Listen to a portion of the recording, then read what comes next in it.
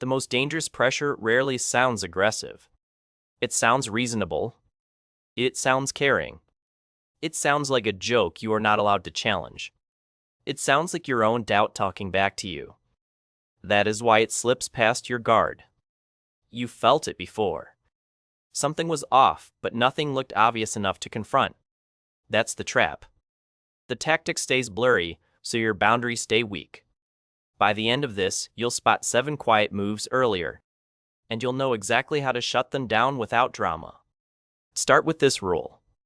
Confusion is often a signal, not a flaw in you. And the trick most people miss hides behind good intentions. The first move is false urgency. This is pressure that shrinks your thinking before you can compare facts with feelings. The request may sound small, but the timeline feels strangely extreme. At work, it sounds like, I need an answer right now, or this falls apart. In dating, it sounds like, if you cared, you wouldn't need time to think. The goal is not speed alone. The goal is to make your pause look like betrayal. Urgency works because the nervous system hates uncertainty and wants fast relief. You stop evaluating the request and start escaping the pressure inside your body. Watch for emergencies that appear suddenly, lack evidence, and somehow become your responsibility overnight. Real urgency comes with clear facts, visible stakes, and room for practical questions. Manufactured urgency comes with panic, guilt, and demands for instant proof of loyalty. So here's how you take your power back. Slow the tempo with one calm sentence and let the silence do its work. Say, I'll answer when I've had time to think clearly. Anyone who respects you may dislike the pause, but they will survive it. Anyone who punishes your pause was counting on your panic, not your consent. And that is only the easy version to catch. The second move is warmth used like a switch. Some people train you with attention, then withdraw at the moment you disappoint them. The silent treatment is not always silence. Sometimes it is cooler texts, flatter eyes, slower replies, and sudden emotional distance. You feel the drop in rush to repair a problem that was never clearly named. That is why it works so well on caring people. The brain reads social withdrawal like danger and starts bargaining for connection. You over-explain, apologize too soon, and accept blame just to restore calm. Watch for affection that disappears exactly when you set a boundary or disagree directly. Healthy closeness can handle the word no without turning cold. Conditional warmth treats your obedience like rent you have to keep paying. The defense is to name the pattern before explaining your feelings. Say, your tone changed when I disagreed, so I'll continue this when it's direct. That sentence protects your dignity and tests their intentions at the same time. If warmth only returns after compliance, you've just found the lever they were pulling. The next move is quieter because it borrows your conscience. The third move is guilt dressed as morality. This is when a normal boundary gets recast as selfishness, cruelty, or lack of character. You decline a favor, and suddenly you're cold, ungrateful, dramatic, or impossible to love. The request is no longer the issue. Now your identity is on trial. Here's what's really happening. They shift the conversation from behavior to character because character feels harder to defend cleanly. Most people would rather do something unfair than feel like a bad person. That is why guilt framing sticks even when the original request was unreasonable. A parent may say, after everything I've done, this is how you repay me. A friend may say, I guess I just matter less than everyone else. A partner may say, wow, I didn't realize basic support was too much to ask. Different words, same engine. You are being pushed to solve their feeling by abandoning your boundary. The defense is simple, but not always easy. Separate care from compliance inside your own mind. You can care about someone deeply and still refuse the specific request in front of you. Try this. I hear you disappointed, and my answer is still no. If they keep attacking your character, stop proving it and start ending the conversation. Because the next trick gets stronger every time you keep chasing a moving definition of goodness. The fourth move is moving goalposts. You meet the standard, and the standard quietly changes. You answer the concern, and a brand new concern appears before the first one is resolved. In healthy conflict, progress counts and effort lands somewhere real. In manipulation, progress gets erased because resolution was never the actual goal. This move keeps you performing while the other person keeps judging from a position of endless authority. It is exhausting by design. At work, you finish the revision, then hear the brief was obviously something else. In a relationship, you apologize, then get told your apology proves previous disrespect. With family, you visit more often, then hear you should want to visit without being asked. Notice the pattern of endless tests with no stable definition of enough. Watch for phrases like, "That's not the point," repeated after every good faith response. So here's how you shut it down. Ask for the standard once, in concrete terms, and write it down if needed. If the target shifts again, name it calmly and refuse the new game. Say, "The expectation changed, so I'm stepping back from this conversation." You cannot win a game that keeps rewriting the scorecard after every round. If you've caught yourself doing this, you're not alone. Tell me below. And the next move gets stronger, the more invisible the audience feels. The fifth move is triangulation. Instead of speaking directly, they pull in invisible audiences and borrowed opinions. They say, "Everyone noticed," "People are concerned," or even "Your friend agrees with me." The goal is not clarity. The goal is to make you feel outnumbered before you've heard a single specific fact. Humans are wired to fear exclusion, and manipulators know that social pressure can do their work. That is why vague consensus can hit harder than a direct accusation. Sometimes the third party is real.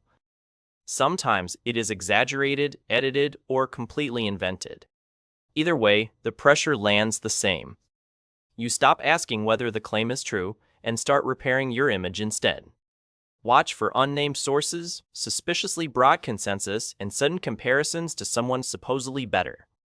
A manipulator loves a ghost audience because you can never fully answer it. The defense is to bring the conversation back to named, verifiable reality. Ask, who specifically said that and what exactly was said? If they refuse details, do not argue with the crowd in their story. Answer only the person standing in front of you. But the most socially acceptable trick is still ahead. The sixth move is the cut disguised as humor. A loaded remark lands, you flinch, and they call it a joke. Now you are expected to manage both the insult and their innocence. This works because plausible deniability splits your attention in two directions. Part of you reacts to the sting. Another part wonders whether reacting will make you seem dramatic, rigid, or overly sensitive. That hesitation is the opening. The original comment escapes accountability while your response gets judged instead. You will see this in teasing that somehow always lands on your weakest spot. You will hear it in lines like, "Relax, you're too sensitive," or "I was only kidding." Watch for humor that repeatedly travels in one direction and somehow always costs you dignity. Healthy humor leaves both people breathing easier. Weaponized humor leaves one person smaller and the other person unaccountable. So here's how you take your power back. Do not debate their intent first, because that keeps you trapped in their framing. Name the effect instead. Say, "That landed as disrespect, so don't say it again." If they truly meant no harm, a respectful person adjusts without making you earn basic respect. If they double down, the joke was never the point.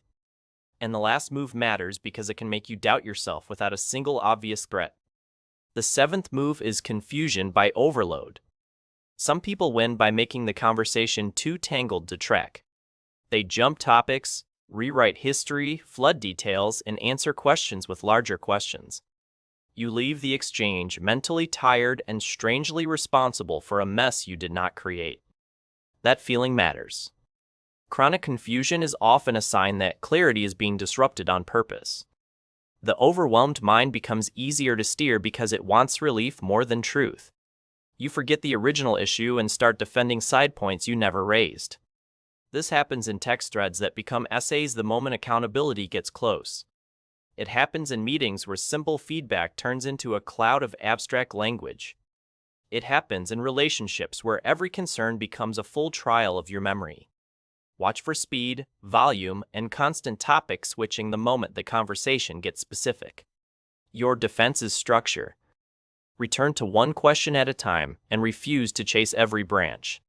Use short sentences. Repeat the core issue without decorating it. If needed, move the conversation to writing so the facts stop evaporating. And if the other person refuses all structure, that refusal is information. A single tactic can be a bad habit. A repeating cluster is a strategy. Do not get trapped in diagnosing the person when the pattern itself is already costing you peace. Focus on the effect the pattern has on your body, choices, and boundaries. If you regularly feel rushed, guilty, confused, and smaller around someone, pay attention. Awareness is not paranoia. It is pattern recognition with your self-respect turned back on. The strongest defense is rarely a perfect comeback delivered at the perfect second. It is a stable pace, clear language, and consequences you are actually willing to keep. Pause before answering when the pressure suddenly spikes. Ask for specifics when accusations stay vague. Keep records when facts keep getting bent. Refuse to argue with emotional weather that never becomes a concrete request. Leave conversations that punish clarity more than they pursue understanding. Notice how different safe people feel. You can disagree with them without losing your footing. You can say no without paying an emotional tax for the next 3 days. You can ask a direct question and get a direct answer. That contrast will teach you more than any dramatic label ever could. Maybe the biggest shift is this. You stop asking, how do I make them understand me better? You start asking, what is this pattern teaching me about what I need to protect? That question changes everything because it moves you from pleasing into observing, from reacting into choosing, from absorbing pressure into measuring it. And once you can measure it, you can limit it. Distance is a defense. Delay is a defense.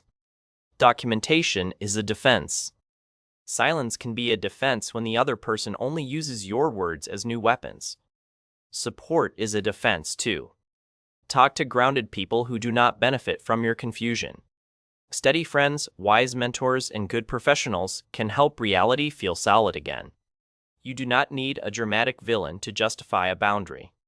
Repeated disrespect is enough. Repeated confusion is enough. Repeated pressure is enough.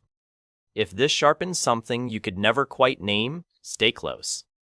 There is more to unlearn and more power to recover. Subscribe if you want more calm, clear ways to recognize hidden pressure early. And watch the next video if you want to catch these patterns before attachment makes them harder to leave. The goal here is not fear. It is freedom with your eyes open. Stay sharp.